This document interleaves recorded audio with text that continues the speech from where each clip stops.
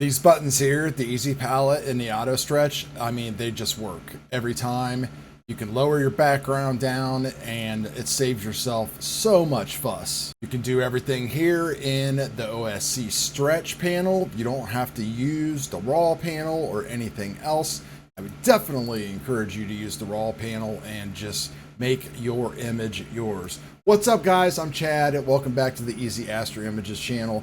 So I've been messing around here with Astromax Quantum, which is Astro Hopper's basically software, standalone software that he is coming out with that is out now currently. I showed in my last video that I used his scripts and showed you just how amazing they worked. You can still get the scripts. You can get 30 days of the scripts for free, and you can get 30 days of the actual software for free. And the scripts are $20 in whatever this is. I think he's in Poland, and $60 for Quantum V1.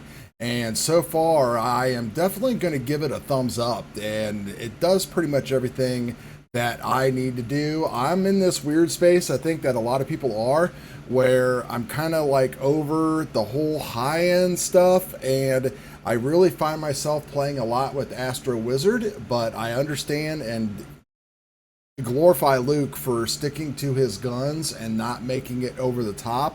This is somewhere in the middle and kind of conflicts to both areas because it has easy stuff to get your image to where you want it to be. But then if you want to play in that Photoshop type of space, it's all built in like right here. And you could do the easy palette pickers we'll go through and really come up with some amazing stuff. So I basically did Crescent and M20 earlier, just playing around in PixInsight using his scripts, which again you can download for free, install them, and you can see that they are all right here. Everything works great on Mac, works great on Windows, super easy to do, and same thing with his software. So right now we have the M20 loaded in, and this is really good S50 data. I've went through and just pared down so many subs. I mean, I think I have like probably 25 to 30 hours of integration in this, but you can see we're only at 7 hours and 22 minutes because I have aggressively culled everything to try to get the best quality out of this that we can. Yeah, so what we'll do is we will open up Astromax Quantum, and then we will load our image, click on Masters over here, and we are going to be, I don't want that one, so we'll move that to trash, we'll move that to trash, and we are going to pull it in from our Dropbox right there. So this is pretty dang good data. This thing's going to open always in mono stretch. We're of course dealing with one-shot color, so we are going to open the original image right there with the source image.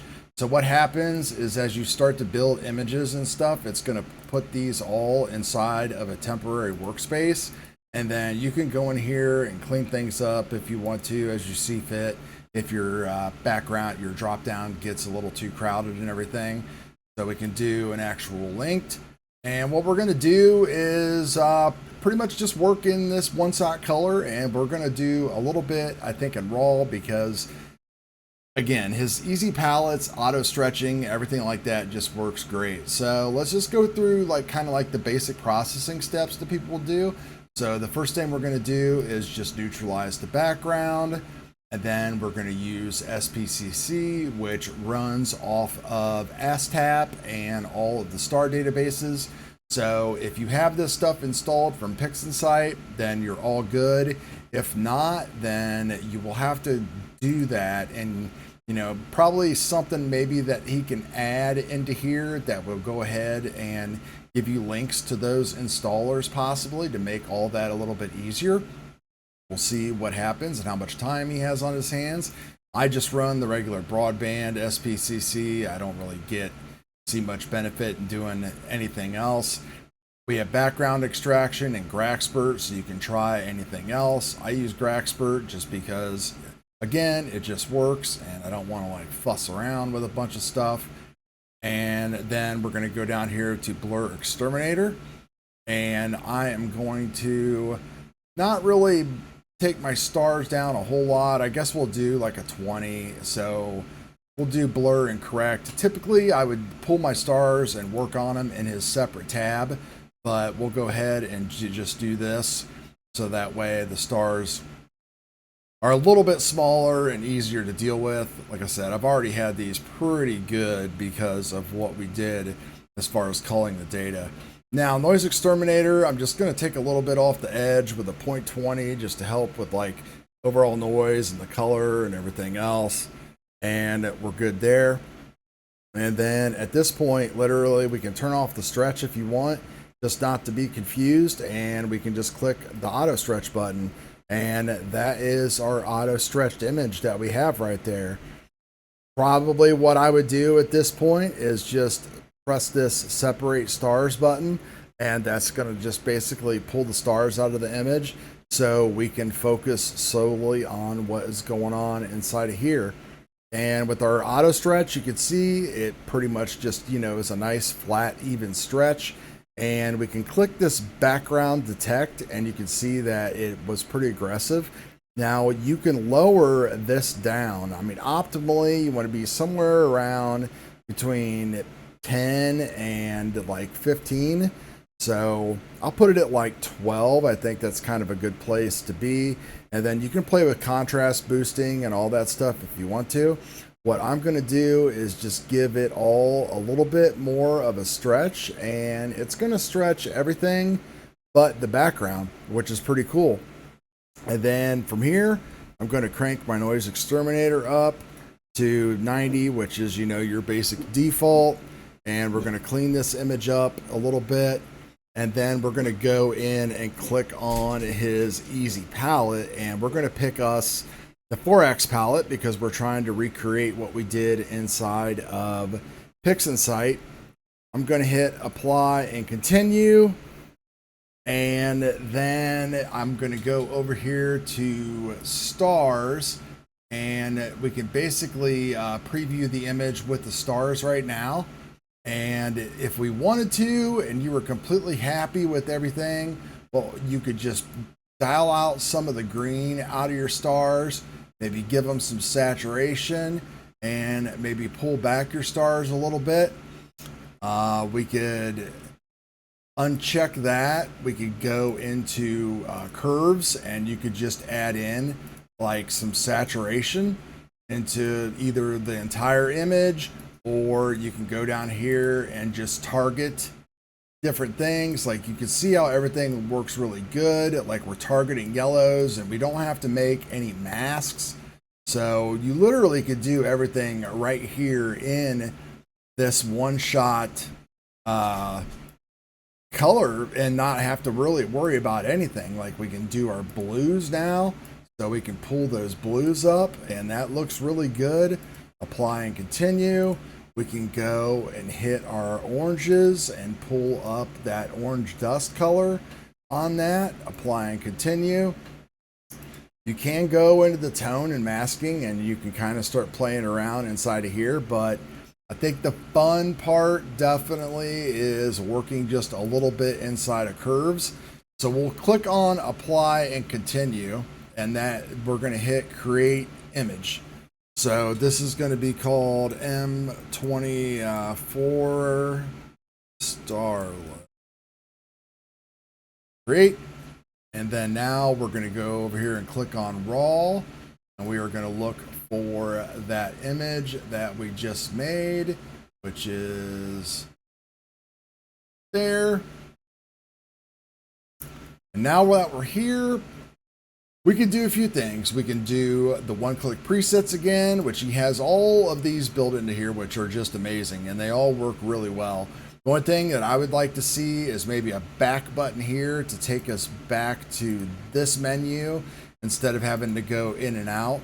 But you can just pick any one of these that you think that you want to work with, and it's going to apply curves changes. It's going to apply different sharpnesses, different luminosities, different clarity levels. It's going to do pretty much everything for you and get you as close to a possible finished image as you want.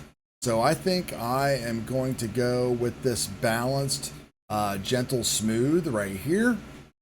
And I think that looks pretty good. And I'm just going to click apply and continue so I don't lose my stuff.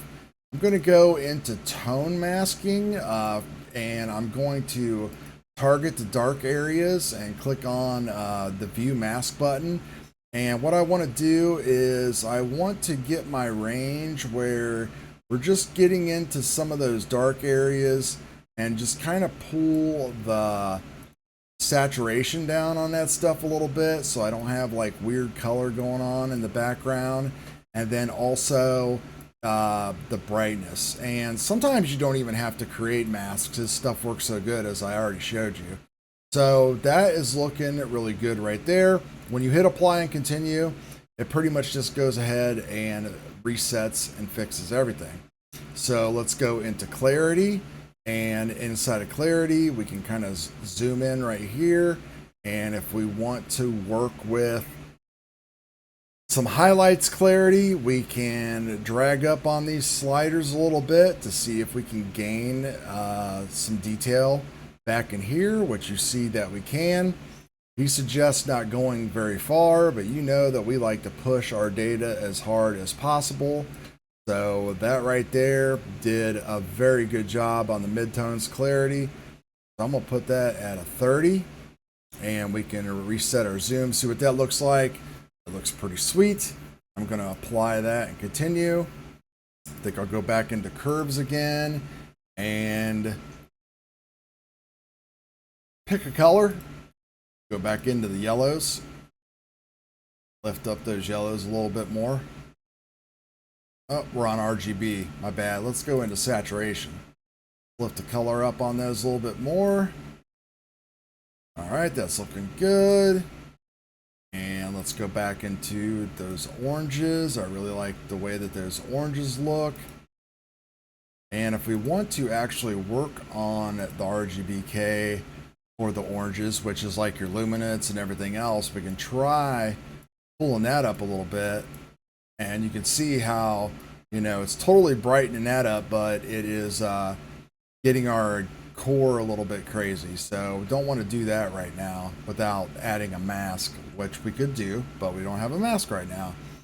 So I think I'm going to leave it at that, and we can add the stars back in here if we want to. So the stars are, I think, right here, Astromax stars, and then we can pull down the amount of stars that we have in our image. And I think that looks good right there. We can add a little bit of saturation, and let's see how green that star is. Yep, pretty green. Move that over. That looks good. Reset the zoom.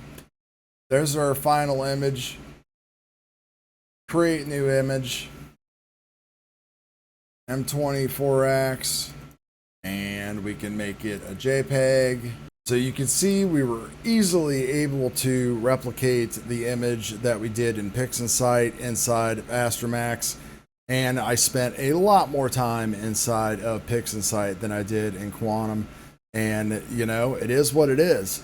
So pretty freaking cool program, guys, at a very good price. Lots of features, and it definitely lives in the middle of a lot of everything that's going on right now. So hopefully you like this video. Let me know. Give me a thumbs up, like, join below if you want to help contribute.